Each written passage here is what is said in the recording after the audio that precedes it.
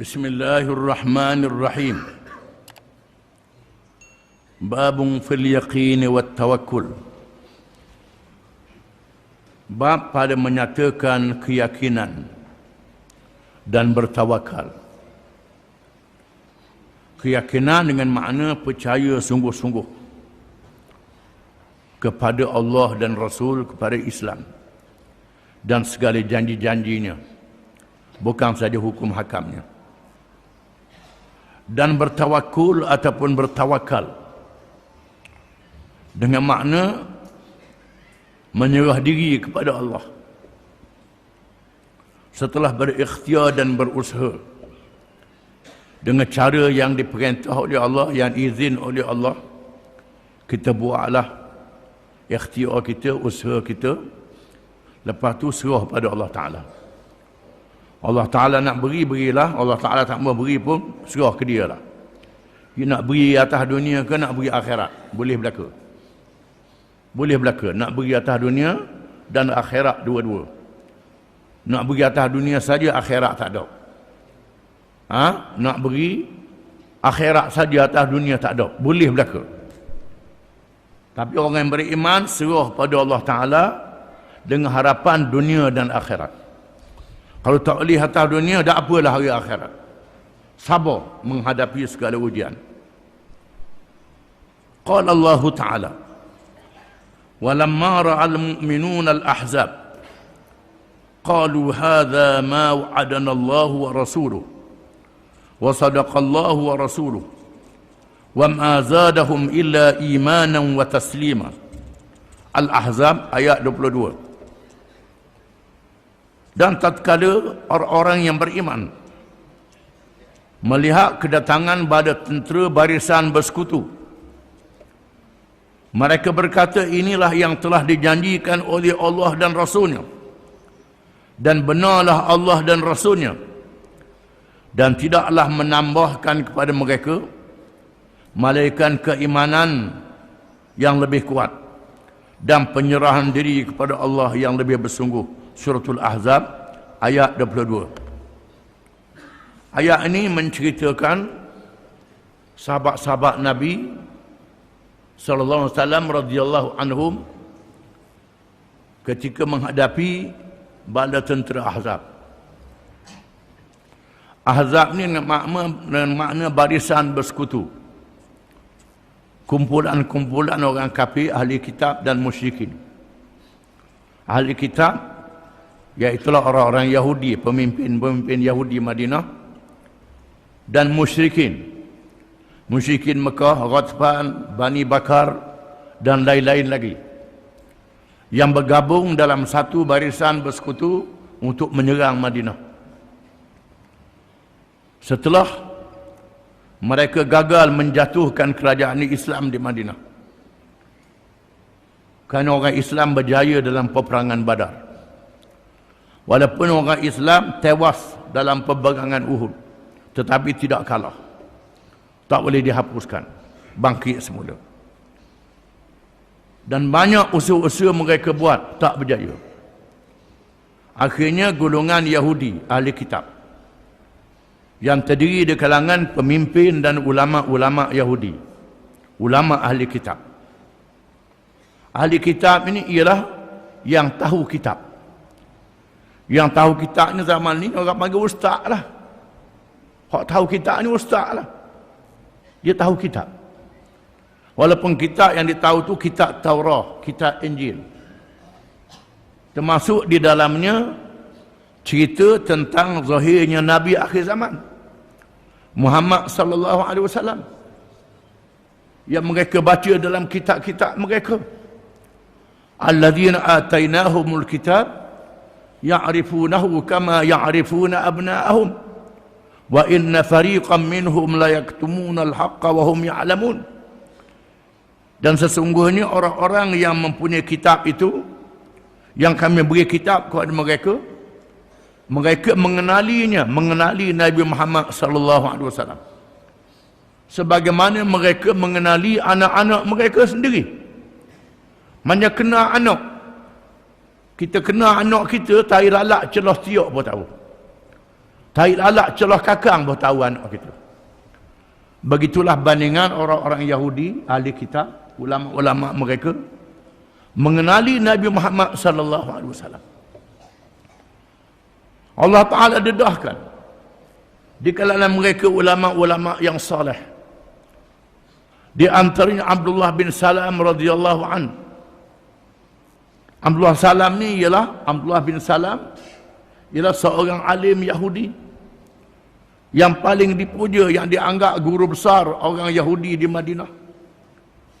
Mereka menugaskan Abdullah bin Salam untuk berdebat dengan Nabi sallallahu alaihi wasallam dengan tujuan untuk mengalahkan Nabi dengan hujah.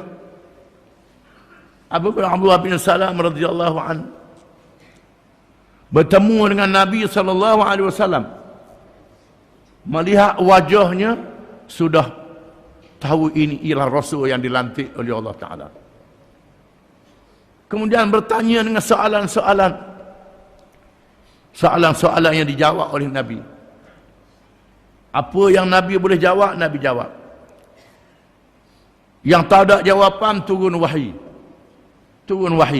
Nabi jawab mengikut diwahyikan oleh Allah.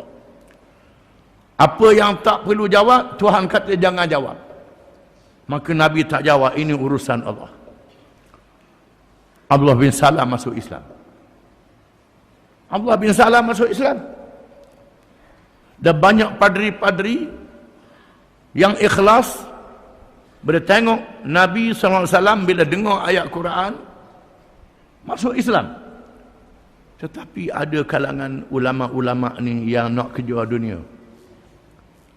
Nak jadi ketua, nak jadi pemimpin orang. Bila Nabi mari di Madinah, mereka merasakan kedudukan mereka jadi rendah. Nabi lebih tinggi pada mereka. Ini dia perangannya. Perangai hasad, perangai dengki. Dan dulu ingat, ikut Nabi ni susah. Memang susah ikut Nabi ni. Tuhan akan uji. Kalau ikut Nabi, ikut Islam, Tuhan akan uji. Tuhan uji harta kita. Uji kedudukan kita, rasa takut. Ini ujian. Barang siapa yang berjuang Islam akan menghadapi ujian ini. Dan ada kalangan mereka yang tak tahan dengan ujian. Termasuklah ulama-ulama ahli kitab ini. Susah. Walaupun betul, tapi susah. Perjuangan Nabi Muhammad SAW Islam ni betul, tapi susah. Payah nak cari makan. Payah nak dapat kerja. Ini ujian dia. Lalu mereka merancang melawan Nabi SAW. Setelah beberapa orang pemimpin mereka, Ka'ab bin Ashraf dibunuh oleh sahabat-sahabat Nabi. Mereka merasakan tak boleh lawan. Lalu beberapa orang ulama-ulama ahli kitab ini pergi ke Mekah. Bertemu dengan pemimpin-pemimpin Mekah. Pemimpin Mekah ni pula anak beranak Nabi. Bukan orang lain. Yang kenal Nabi sejak kecil lagi. Hak yang tua-tua tu kenal Nabi sejak kecil lagi. Tak pernah berbohong, tak pernah tipu orang. Cerdik, bijak, pandai dan baiknya Nabi SAW. Amanahnya mereka tahu. Tapi ikut Muhammad ni susah. Maka bertemulah puak-puak yang nak senang. Tok-tok alim ahli kitab, ulama-ulama ahli kitab, bertemu dengan pemimpin-pemimpin musyrikin Mekah ni. Pemimpin musyrikin Mekah kata oleh kerana mereka ni ahli kitab. Mereka ni ustaz-ustaz.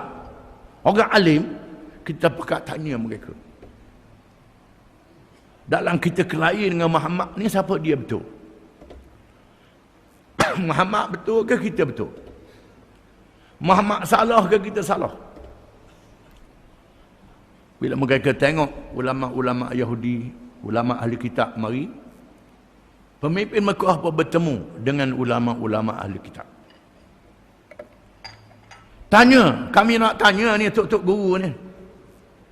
Ustaz-ustaz ni. Kami duduk perang balah dengan Muhammad ni, siapa dia kat betul mengikut hukum agama ni. Hukum agama ni.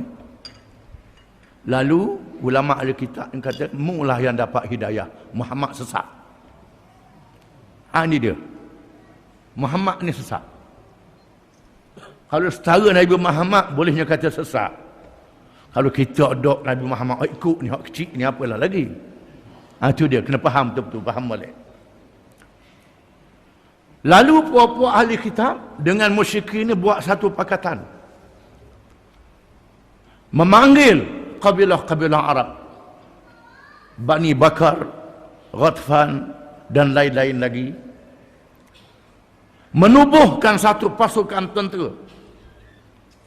Dengan jumlah yang besar.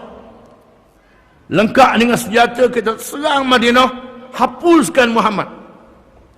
Dan pengikut-pengikutnya biar Islam ni dihapuskan. Akhirnya mereka berjaya menubuhkan bala tentera yang dikenali dengan Ahzab. Jumlah dianggar 10,000. Penduduk Madinah tak sampai 10,000. Campur lelaki, perempuan. Campur orang muda, orang tua. Budak-budak. Campur orang Islam, orang munafik. Campur orang-orang Yahudi. Di sana ada Yahudi yang mengadakan perjanjian dengan Nabi. Yang ada suluh, damai dengan Nabi, yang ada perjanjian. Campur orang ni tak sampai 10,000. Sedangkan pada tentera mereka jumlah 10,000. Macam mana nak buat? Akhirnya bila Nabi mendapat maklumat jumlah mereka sangat besar, lalu Nabi SAW bermesyuarat dengan para sahabatnya. Maka Salmanul Farisi radhiyallahu anhu, seorang sahabat yang berasal daripada negeri Parsi, yang ada pengalaman. Negeri Parsi ini kuasa besar dunia, berperang dengan Rom. Lalu kata Salman, ya Rasulullah, kami orang-orang Parsi bila menghadapi musuh yang besar, kami gali parit menjadi kubu pertahanan. Gali parit. Maka pandangan saya, kita gali parit. Maka parit digali daripada Bukit Salak. Bukit Salak, satu bukit di Madinah, sempadan, sampai kepada kawasan batu yang susah dilalui oleh kuda dan unta. Jumlahnya beberapa kilometer. Jauh, bukan dekat. Macam mana nak buat? Lalu Nabi membahagikan kapur ni berapa depa, kapur ni berapa depa. Berapa puluh depa kapur ni. Buat pasukan ni berapa depa. Gali parit. Dalam masa yang sekejap dapat digalikan parit itu. Luah paritnya tak lepas dilompak oleh kuda. Kalau kuda melompak tak lepas itu paritnya. Dengan tujuan menunggu musuh bila rapat panah. Dengan panah. Dia nak lepak tak boleh. Dan di sana ada kawasan-kawasan yang batunya besar. Mereka tak boleh pecah batu. Lalu Nabi SAW pergi ke tempat itu. Dan Nabi sendiri memecahnya. Nabi pukul, tikam dengan besi batu itu dan keluar api. Sahabat kata, nampak api, cahaya Rasulullah. Rasulullah kata, aku nampak Rom akan jatuh. Atau tepi api pula, aku nampak Parsi akan jatuh. Untuk beri semangat, bukan sahaja kita akan mengalahkan Ahzab, bahkan kita akan mengalahkan Parsi dan Rom. Dua kuasa besar dunia akan tumbang. Nabi sebut, jangan takut. Setelah selesai parit, digali semua, maka marilah tentera Ahzab. Dipimpin oleh Abu Sufyan bin Harb. Abu Sufyan ni bukan orang lain. Tok tua Nabi. Ayah mertua Nabi. Pimpin pasukan perang. Nak serang menantu dia. Kan Ummu Habibah radhiyallahu anha ummul mukminin binti Abu Sufyan, isteri Nabi sallallahu alaihi wasallam. Itu hebatnya ujian ini. Lawan dengan ayah tua. Mertua dengan menantu. Ini ujian. Bila orang Islam tengok pada tentera Ahzab, maka Allah Ta'ala menyebut dalam ayat yang kita baca ni, وَلَمَّا رَأَى الْمُؤْمِنُونَ الْأَحْزَابَ قَالُوا هَذَا مَا وَعَدَنَا اللَّهُ وَرَسُولُهُ وَصَدَقَ اللَّهُ وَرَسُولُهُ وَمَا زَادَهُمْ إِلَّا إِيمَانًا وَتَسْلِيمًا. Dan tatkala orang-orang yang beriman, yang sungguh beriman, melihat bala tentera Ahzab, mereka berkata, inilah dia janji Allah dan Rasulnya. Benarlah Allah dan Rasulnya. Apa dia janji? Janjinya kalau kita Islam sungguh, kita akan diuji. Kita akan dicoba. Sekarang kita menghadapi ujian. Betul, benar. Benar janji Allah dan Rasulnya. Benar, ini janji daripada Allah. Kita akan menghadapi musuh yang sangat mencabar, yang menguji kita. Dan tidaklah menambahkan kepada mereka malaikat iman yang lebih kuat, bersedia untuk mati dan nak menyerah diri lebih sungguh pada Allah Ta'ala. Dan di sana ada orang-orang yang lemah iman. Yang lemah iman ni naik pitam. Tengok musuh mari, tubik mata putih, mata hitam tergelang. Tuhan sebut dalam Quran, hunalika ibtuliyal mu'minun wa zulzilu zilzalan syadida wa idh yaqulul munafiqun walladzina fi qulubihim maradun ma wa'adallahu wa rasuluhu illa ghurura. Di sana orang-orang beriman diuji dengan hebat. Berkatalah orang-orang munafik dan terpengaruh dengannya orang-orang yang lemah iman. Ada juga orang Islam, iman dia lemah, terpengaruh dengan orang munafik. Ma wa'adallahu rasuluhu illa ghurura. Rasulullah berjanji nak tawan Parsi, nak tawan Rom. Mana dia nak tawan Parsi, tawan Rom? Nak tubik malam berok pun takut. Masa itu tak ada jamban dalam rumah. Nak turun tanah pun takut. Macam mana nak lawan Parsi dengan Rom? Mereka menghina, mereka buat senda-senda. Tuhan dedahkan dalam Quran. Tuhan dedahkan dalam Quran. Mereka diuji dalam masa yang lama. Makanan tak boleh masuk. Tak boleh masuk makanan. Dalam masa yang sama, orang-orang Yahudi yang bukan Islam, yang mengadakan perjanjian sudah lemah. Mula-mula berjanji kampung mereka tak ada benar musuh masuk. Apabila pemimpin musyrikin menghantar wakil bertemu dengan Yahudi supaya batal perjanjian dengan Nabi, lalu kalangan pemimpin ini sanggup membatalkan perjanjian, nak belot. Dalam masa yang sama, ada seorang sahabat yang baru masuk Islam. Di saat begini rupa, ada orang nak masuk Islam. Kita tak fikir, ya Rasulullah, Nu'im, ya Rasulullah, saya nak masuk Islam. Bagaimana? Kalau jangan beritahu saya ni Islam, yang beritahu kau orang. Kerana saya nak masuk dalam pasukan musuh. Saya nak masuk dalam pasukan musuh, nak laga-lagakan mereka. Nabi kata masuk. Lalu dia masuk dalam pasukan musuh. Dalam masa yang sama, seorang sahabat ditugaskan ke negeri. Ke negeri. Huzaifah ditugaskan untuk masuk dalam musuh, untuk mengintip. Maka masuk dua orang ni. Yang baru masuk Islam, yang tak diketahui Islamnya, berjumpa dengan Abu Sufyan. Kata Abu Sufyan, nampaknya ketua Tok Mulu Bani Bakar ni nak belok dah. Jumpa ni orang ni pula, Abu Sufyan ni nak lari dah. Jumpa ni orang ni, dia kata orang ni nampaknya ada tujuan lain. menyebabkan pemimpin-pemimpin musyrikin berbalah sesama mereka. Berlaku perpecahan di kalangan pemimpin-pemimpin Ahzab. Kemudian Allah Ta'ala turunkan angin yang sejuk. Angin sejuk pula, khemah cabut. Dalam masa yang sama tak percaya di antara satu sama lain. Akhirnya lari undur pada tentera Ahzab. Wa hazamal ahzaba wahdah.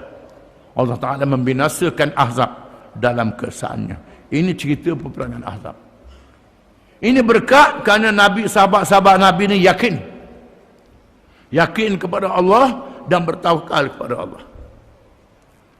Ayat yang kedua, wa qala ta'ala alladzina qala lahumun nas inna an-nasa qad jama'u lakum fakhshawhum fazadahum imana wa qalu hasbunallahu wa ni'mal wakil fanqalabu bi ni'matin minallahi wa fadlin lam yamsashum su' wattaba'u ridwanallah wallahu dzu fadlin azim. Al-Imran ayat 173-174. Orang-orang yang apabila diberitahu kepada mereka bahawa musuh yang ramai sedang berkumpul, takutlah kepada musuh itu, maka menambahkan iman mereka. Dan mereka berkata, hasbunallah wa ni'mal wakil. Cukuplah Allah tempat bergantungan kami, dan kepadanya sahaja sebaik-baik kami menyerah diri. Lalu mereka terbalik dengan nikmat daripada Allah dan kurnia. Mereka tidak disentuh oleh keburukan dan mereka mengikut keredaan Allah. Allah mempunyai kurnia yang sangat besar. Al-Imran. Ayat ini berkait dengan perang Uhud. Setelah Nabi menerima ujian dalam perang Uhud, apabila Nabi mengatur satu strategi peperangan untuk menghadapi musuh yang lebih besar juga, Nabi buat markas di antara Bukit Uhud dan bukit kecil. Hari ini dikenali dengan Jabal Rumah, bukit pemanah. Bukit Uhud, bukit yang tinggi. Di tengah tu ada padang, kemudian Jabal Rumah, bukit yang kecil. Nabi tugaskan beberapa orang pasukan pemanah duduk di situ, dengan tujuan Nabi berperang menghadapi musuh, pasukan pemanah mengawal di belakang. Dan Nabi memberi arahan mereka yang jaga bukit tempat memanah ini, jangan tinggal bukit ini. Sama ada kita menang, kita kalah, bukit ini tak boleh tinggal. Maka berperanglah. Setelah berperang, musuh kalah, lari bertempiaran, menyebabkan mereka meninggal unta-unta dan kambing-kambing, meninggal barang-barang yang banyak. Kerana orang kafir dia bawa barang untuk beri semangat. Dia bawa barang jadi semangat. Bila tinggal barang, satu pasukan mengejar. Nabi duduk di markas pemerintah. Ada markas pemerintah dia, markas besar, operasi, berapa orang sahabat, yang sebahagiannya menyerang. Mereka yang duduk di peringkat kawalan, yang di belakang ni, bila tengok banyak barang yang ditinggalkan oleh musuh, lalu mereka mengumpulkan barang itu. Igak kambing, igak unta, igak biri, bungkusan barang macam-macam. Lalu mereka yang duduk di atas bukit ini mengatakan, kita dah menang, tak ada pasal-pasal lok ke orang pungut barang. Tak tahan tengok barang ada bawah tu. Ketua mereka kata, jangan. Rasulullah pesan jangan tinggal tempat ini, jangan tinggal. Tak apa, tinggal ketua je. Yang berapa orang menyebabkan bukit yang penting ditinggalkan, tinggal orang berapa sikit saja. Lalu Khalid bin Walid, masa itu dia kafir lagi, dia memimpin pasukan berkuda, melihat dari jauh bukit yang penting sudah ditinggalkan. Lalu Khalid terus menunggang kuda dengan laju dan memintas tawan bukit yang penting tempat pemanah. Ketua pemanahnya dibunuh dengan beberapa orang pengikut dia. Lalu tentera yang di belakang pusing balik serang, menyebabkan Nabi dan sahabatnya terkepung di markah besar. Ceritanya, bila Nabi dikepung, mereka terpaksa mempertahankan Nabi. Mempertahankan Nabi.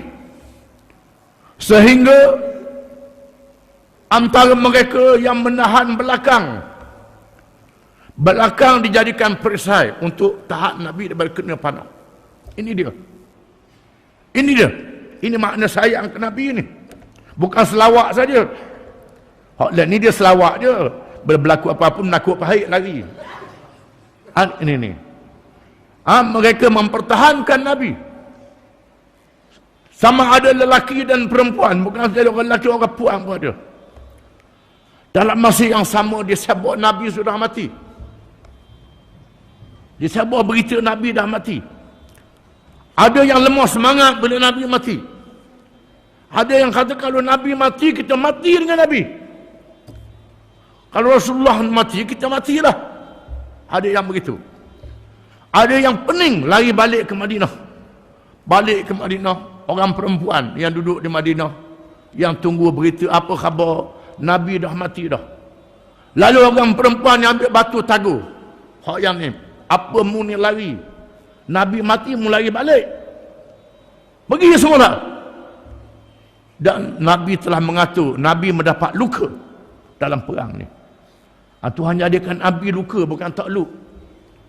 Patah gigi dan luka Nabi. Berdarah. Ada seorang sahabat bila tengok Nabi berdarah, patutnya dia sapu darah Nabi. Tak, dia jilat, dia telan darah Nabi. Nabi kata orang yang darah dia bercampur dengan darah aku masuk syurga. Nabi kata. Nabi sebut. Adalah hadis. Nabi sebut. Maka ramailah 70 orang sahabat mati, termasuk Hamzah, pak saudara Nabi, mati dalam perang ini. Dicincang. Hamzah dipotong hidung, dipotong kemaluan. Dicincangnya. Termasuklah Mus'ab bin Umair, Abdullah bin Jahash. Ini yang dicincang. Ada yang tak dikena jasadnya. Nabi telah berjaya mengalih pasukan tentera di atas Bukit Uhud, menyebabkan musuh tak berani, lalu musuh berundur. Mereka mengabomikan 70 orang syahid. Yang syahid 70 orang. Yang luka-luka dipapah. Balik di Madinah, dengan petunjuk Allah, Nabi mengarahkan mereka yang luka dipapah, mereka yang segar berjalan mengejar musuh, kejar musuh balik, memburu musuh balik. Setelah mereka balik di Madinah, kejar musuh semula. Yang uzur dipapah, yang munafik melarikan diri tak dibenarkan ikut. Lalu mereka mengejar musuh sampai di tengah jalan bertemu dengan seorang kabilah Arab yang memberitahu bahawa orang-orang musyrikin sedang berkumpul untuk menyerang kamu. Ayat ini mengesahkan. Inna an-nasa qad jama'u lakum fakhshawhum fazadahum imana. Musuh-musuh sedang berkumpul untuk menyerang kamu. Mu ni ada yang luka, ada yang tak gerak nak lawan macam mana? Fazadahum imana, tidak menambahkan mereka melakukan iman yang lebih kuat. Wa qalu hasbunallahu wa ni'mal wakil. Mereka berkata cukup Allah. Allah menjadi penolong yang cukup kepada kita dan Allah tempat kita bergantung. Ini bertawakal. Berkat tawakal mereka kepada Allah Ta'ala, Tuhan masukkan rasa gerun dalam hati Abu Sufyan dan bala tenteranya. Rasa gerun tak boleh lawan ni. Puak-puak ni kalau luka pun tak fikah bangun lawan pula. Cari pasal. Ini orang yang berani mati ni. Menyebabkan mereka gerun, lalu mereka lari balik ke Mekah. Ayat ini mengisahkan bagaimana mereka yang bertawakal kepada Allah Ta'ala balik. Dia beri pertolongan, menyebabkan musuh lari, takut. Dikurniakan pertolongan oleh Allah Subhanahu wa taala. Ini semua adalah berkat keyakinan dan bertawakal kepada Allah Subhanahu wa taala. Wallahu a'lam.